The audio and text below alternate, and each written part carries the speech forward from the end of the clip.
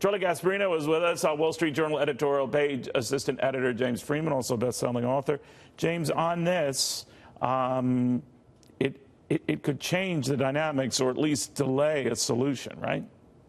Yeah, and I think the question is the president setting the table here for a productive negotiation that ultimately leads to China treating the United States better, treating our companies better? I'm dangling these over your head. You got to do something. Or is this a long-term strategy to drive production, manufacturing from China to the United States? And he really doesn't care whether there's a deal. And that would be, if you want to be concerned about maybe that outcome, that he's looking to permanently manage this trade in a way that he thinks will benefit the U.S., I think that recent tweet about Apple would be an argument there, that this isn't necessarily a negotiation. It's just an effort to move more manufacturing. All right, so you're assuming a method to the madness. I'm hoping. I know, but what if it's just madness? What if it's just impulsive craziness? Tariffs are the greatest. Didn't he say that? Yes. I can think of many things that are great. Tariffs are not the greatest. Listen, we don't know exactly what Donald Trump believes in his heart of hearts on trade. Is he? I think he believes, though, that the threat alone gets you to the table. Right. Or I mean, listen, you can make a good case, because he surrounded himself with people like Peter Navarro, who I personally like, that he wants to drive he thinks that through a trade war, he can drive manufacturing to the U.S. and restore U.S. as a manufacturing powerhouse that it was in the 1950s and 60s.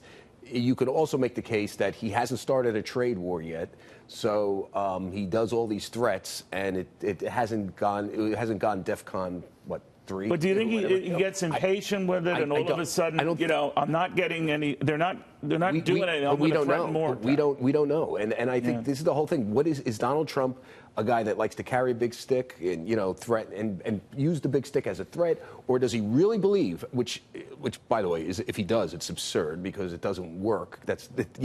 We need access to their market so we can sell stuff. That's how you improve. Well, his argument has always been, right, that they need us a lot more than we need them, and they'll eventually come to the table. What's your gut tell you?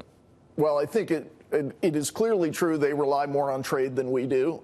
It's clearly true if he resolves fights with Europe and our friends in North America, and he gets the whole world focused on fixing the China problem, that does put extreme pressure on them. That maybe that's a best-case scenario given what we're looking at now. And I also think, given what Hank Greenberg wrote in our paper recently, there is a dawning appreciation in Chinese leadership that they have to change the way they do business. But let me ask you this: does it show? And I agree. If we could get the whole world against China and squeeze them so they do the right thing, which we know they're criminals when it comes to trade. Let's be honest, they steal stuff. What I admire about them, though, is going to the WTO, right, to get permission to slap tariffs on us, the same WTO that has coddled them, that protected them as a developing country. Such a joke. But do we have good evidence that Donald Trump is, as president, is trying to get the world against them? It seems like they're not doing that. It seems like they're making some attempt maybe to do that, but in reality,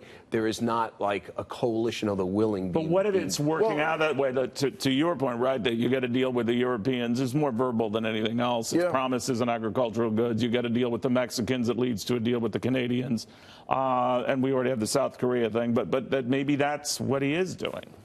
Yeah, I think it's always an on the one hand, on the other, because you look at where he's going with Europe. He's talking about zero tariffs. Let's get rid of barriers and trade freely.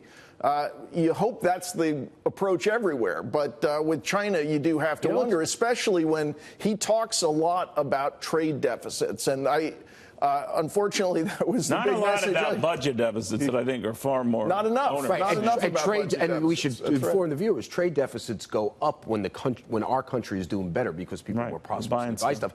One interesting thing to note: the CEOs that were invited to that meeting with the Chinese, with their, I guess it wasn't with the president, it was with his top economic people, vice chair. All the top CEOs were invited. I can tell you Jamie Dimon's not going, the CEO for JP Morgan. They're going to send somebody else. Steve Schwartzman, the CEO of Blackstone's not going. David Solomon, who's the soon-to-be CEO of Goldman Sachs, I was told just today, is not going.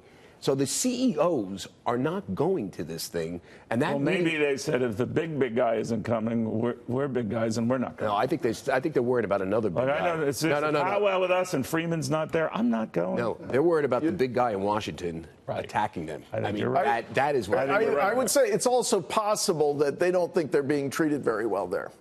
I don't know about that. The impression I got from speaking with them is that they just don't want to get on the bad side of Big Red in the White House. I'm telling you, that's who's Big Red or Big Orange, whatever he is. Oh, I see what you did there. All right, making friends left and right, Pennsylvania Avenue. All right, we'll be following this again. We haven't seen the specifics of this. We've heard the threats of this. People can read this cynically and to say it gets off the whole Manafort discussion. Who knows? It is what it is. It's out there. The markets don't like it.